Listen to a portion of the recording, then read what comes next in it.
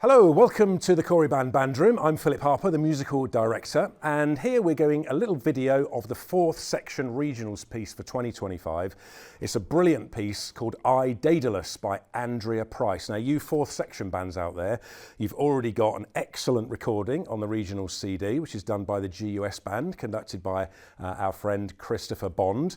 But this video is more to do with how you could possibly approach it in the band room as you're taking it through the rehearsal process and through to fruition, hopefully, on the contest stage. So I've got the Cory band around me. I've just handed the parts to them as well. So they're seeing this for the first time, just so that I've got some things to rehearse with them. Like I said, it's a great piece. It tells a story, so for you conductors there, as well as in rehearsal room, making sure all the notes are in the right order and everything's together and in tune, you've also got this added element of the storytelling. So the title of the piece contains the name of the hero of the story, Daedalus. He's a figure from Greek mythology, an inventor, captured and imprisoned in a tower where he came up with all kinds of inventions when he was incarcerated there. He was the father of Icarus, and many of you will know the famous Icarus story. His father fashioned the wings out of wax, flew towards the sun but got too close and crashed and burned. So all of that storytelling is also here in this music. Now, let's start rehearsing this piece, shall we? So if we could go from the beginning, please, ladies and gents. And let's conduct a little bit first of all, and then we'll dive in on some rehearsal. So here we go, from the top.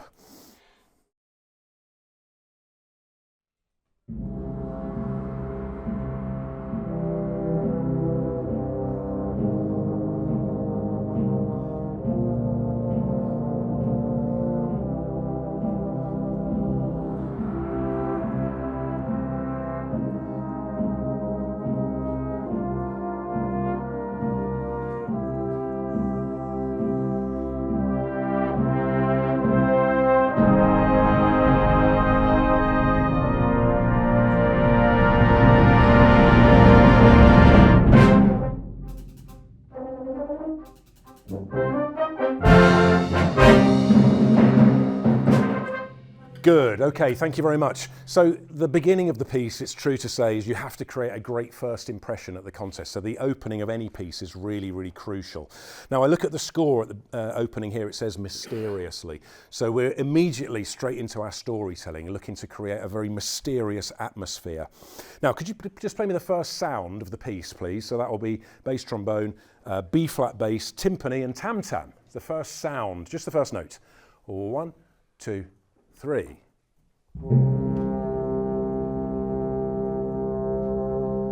Okay, so the dynamic is mezzo forte. To create mystery, you might feel you might want to just underplay that dynamic a little bit. But let's think about that percussion instrument, the tam-tam as well.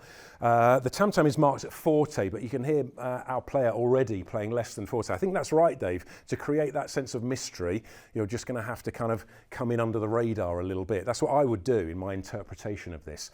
Some of you fourth section percussionists might not even have a tam-tam, and you might be hitting it for the first time on the day of the contest. That's not ideal, so do try and have a little test of the tam-tam just before your performance starts, not too close to the performance starting, but as you go on stage, just so you can get an idea of the weight of the tam-tam and how loud it's going to sound when you hit it. But for me, always err on the side of caution to create this air of mystery.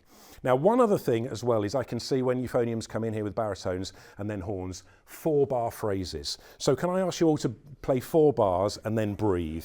Horns as well, play 4 bars and then breathe. I see first and second horn have a tie over that moment, so you can breathe soon after that. But basically, all breathe at the same time as each other in 4-bar phrases. Let's go again from the beginning. So here we go, some mystery. 1, 2, 3.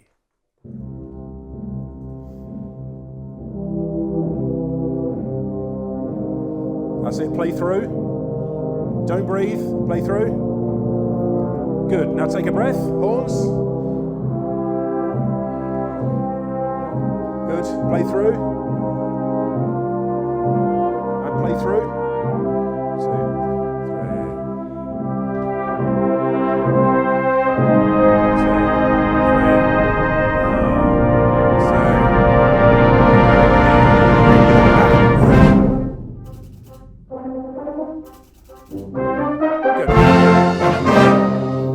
hopefully you can hear that phrasing starting to take shape now. Now, one last thing, which is about this crescendo into letter A. The really important thing in that bar before A is that you do a crescendo as one band.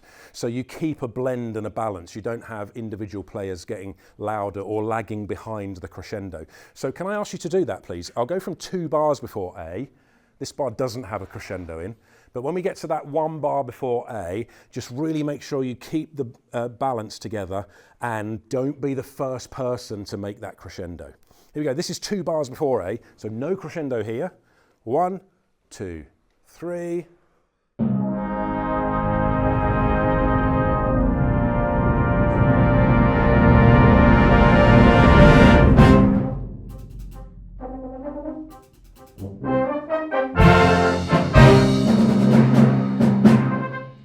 Exactly, very, very good.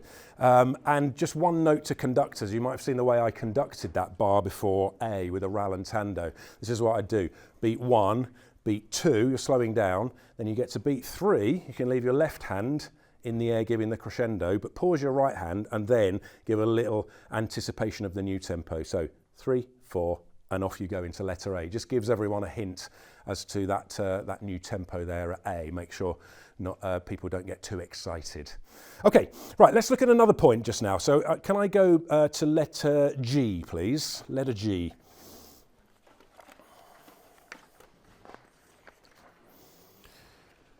Now, letter G is quite an extended passage now, which really does test your dynamic range. So we start here at G with piano. Then we rise to MP in the 9th bar, at letter H with mezzo forte, at letter I with poco forte, and then at the 9th bar we reach forte, and then at letter J we reach fortissimo. And then there's a diminuendo all the way back down again. Now, doing passages like this, what I would always do is start with the loudest dynamic and calibrate to this moment here. So I'm going to start you all at letter J, if I can, please. Now, fortissimo, of course, does mean very strong, very loud, but you have to remember that you need to stay in tune. You need to stay together, and particularly you need to stay with a good quality sound. So you all need to be playing the same level of fortissimo as each other. Let's take a listen. So here we go, from letter J. This is fast now. And 1, 2, 3.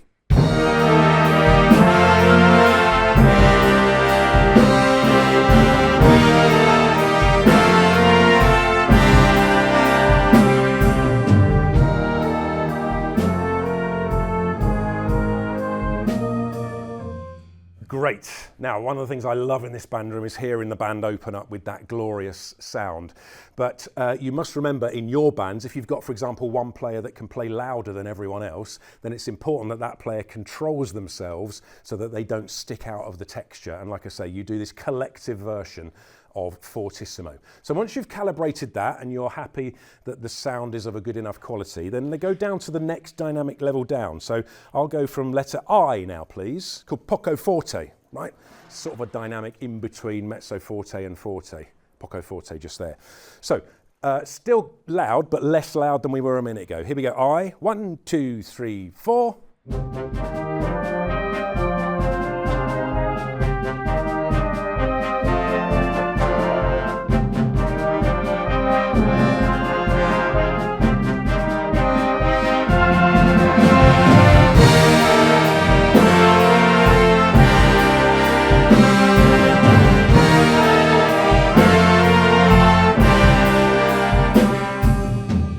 Excellent, and hopefully you can hear now the levelling up of the dynamic as we go through there. So every discrete level of dynamic is going to mean something.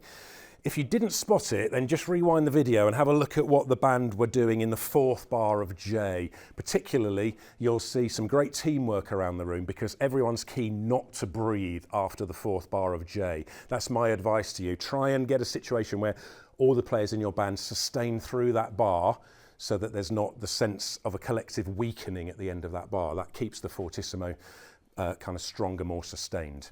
All right, so let's rewind back to letter G then and see this whole passage now showing this dynamic range. Now, the dynamic at letter G is piano, but because it's a contest, so for sporting reasons, I'm going to ask everyone in the room, can you mark that up as a pianissimo, not a piano? So your first entry at letter G, where you've got piano written, make it pianissimo, please. And this is just to show an even wider spread of the dynamics. Let's have a listen. So here we go, G. 1, 2, 3, 4.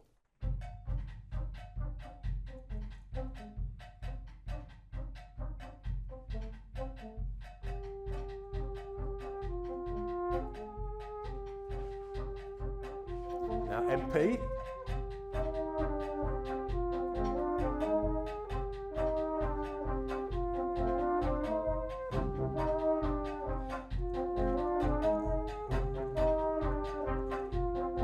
And F.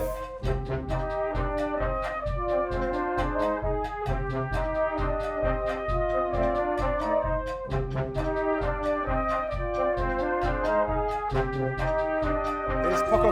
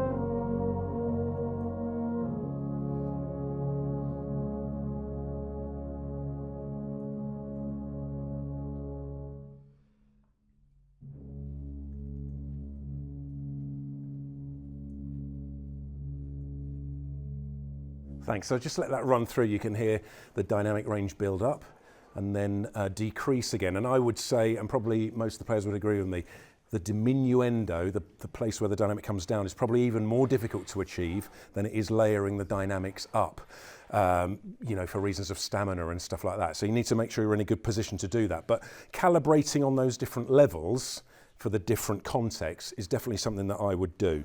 One just final note about that last note that the basses have landed on there. That is a notorious note for tuning, isn't it, basses? Look at them nodding, yeah.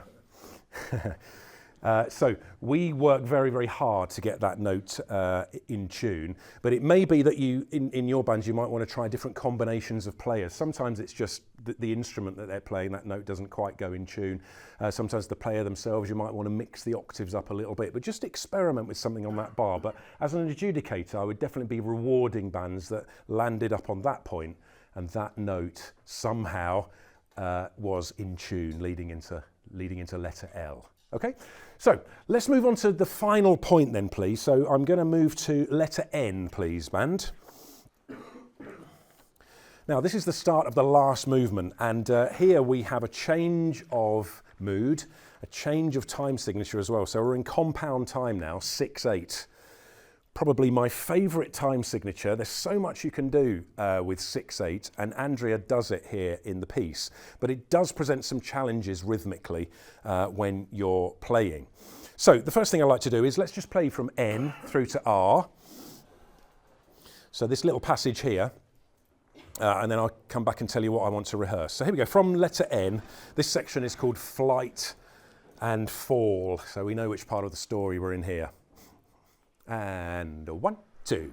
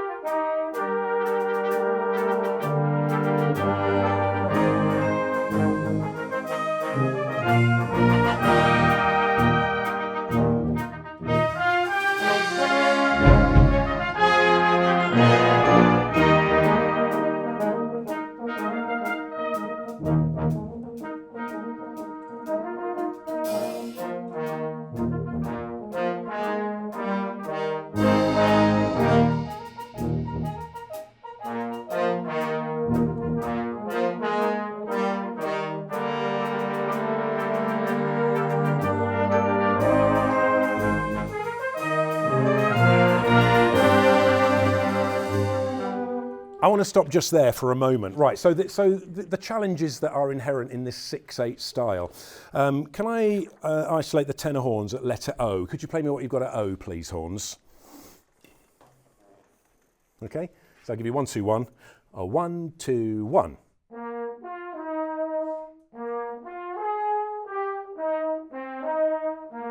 Excellent. Right, so rhythmic integrity is already quite good in the horns there.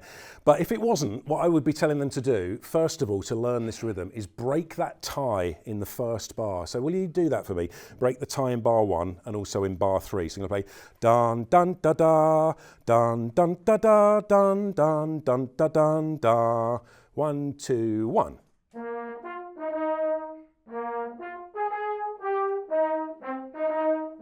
Exactly, so that's exactly what the horns are doing now, is breaking that tie. I always think it helps when you're learning rhythms in 6/8 to remember that good old nursery rhyme, Humpty Dumpty. So Humpty Dumpty, Humpty Dumpty, Humpty Dumpty, Humpty Dumpty. It's how you subdivide the beat. That's what the horns are doing. Da Humpty, Humpty, Humpty Dumpty. Something like that for the subdivision, okay? So now, will you keep thinking like that, horns, but put the tie back on. Now see if you can hear what the horns are doing now. 1, 2, 1.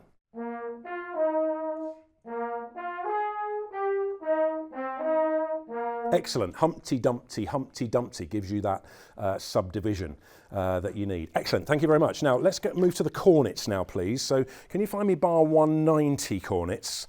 So after P, this is 3, 4, 5, 6, 7, the 8th bar of P, and this is Flugel as well, please, Helen. Okay, so now we're in 6/8, 2 beats in a bar, but the cornets and Flugel here have 3 notes in this bar. And can you ignore the articulation for now, particularly that staccato? So just play bar, bar, bar, be, bar, like that. And 1, 2. Exactly, right? So if I'm going 1, 2, 1, 2, 1, 2, 3, 1, 2, 3, 1, 2, 3, 1, 2, 3. They're doing essentially a triplet across that bar. One more time. And 1, 2. Good. And just to show you the fact that all of those notes are equal to each other, as you heard, I got them to take that staccato out. Now, can you put the staccato back in now? La da da da da. Okay, so it's the same rhythm, just one of the notes is shorter. And 1, 2. Okay, and again, and 1, 2. And I'd like that to be shorter, please. So staccato means staccato, but you always need to tell your band how short, or how long, or how loud, or how quiet, or how whatever. In this case, shorter, please. Da da da da da. I'll show you why in a minute. And 1, 2. Okay, so keep all those notes equidistant, even though they're different styles. Now, horns, baritones, tenor trombones, and glockenspiel. Can you play bar 191? It's basically after a rest, or some rests. Dum da da, that bar there, okay? And 1, 2. That's it, and again, and 1, 2. So be firmer on that first note, and this first note corresponds with the one I've just asked them to play real short. So I want you to play short as well, okay? And 1, 2. Exactly like that, right? So make a point of that staccato just there. Right, now let's combine these together. So cornets and Flugel from bar 190. You guys are going to have a bar's rest and then join us on the second bar, okay? So here you go, 190 and 1, 2. Good, now I'll do that once again, but here, the inclusion of that silent moment there, really important, I think, in music, as well as to make sound, we include silence as well. So da da da da da, you should hear that little gap. And again, and 1, 2.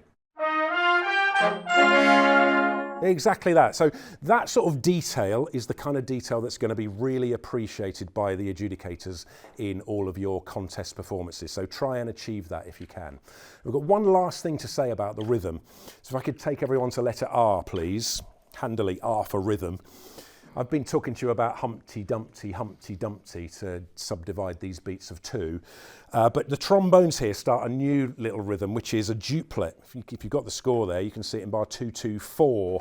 So instead of counting Humpty Dumpty, the trombones, you go back to kind of conventional 1 and 2 and 1 and 2 and 1 and 2 and. Now the rest of the room is still continuing Humpty Dumpty, but 1 and 2 and 1. So trombones, can you play me, you know the bar I mean, don't you? Bar 2, 2, 4. D, da, da, and 1, 2. Okay, 1 and 2 and 1. Horns, you're about to do this. Flugel, solo horn, first horn. Let me give you a bar number. 2, 3, 4, 3, 2. 2, 3, 2. This is soprano as well, Karis. Can you play? 2, 3, 2. It's the same thing. D, da, da, and 1, 2. Exactly, right. Now if I take everyone from letter R, we've got that yabba da dabba da dabba da da, the compound rhythm coming through. But now let's see what happens when we introduce that duplet rhythm on top. We get more rhythmic complexity, but we're looking for the detail. So here we go, everyone from R, please. And 1, 2.